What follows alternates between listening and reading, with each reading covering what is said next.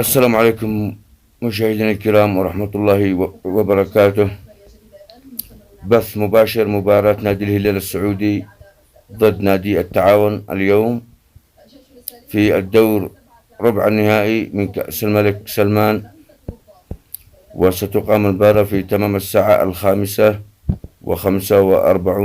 بتوقيت مكة المكرمة واليمن والعراق وسوريا، اليوم الاثنين الموافق 11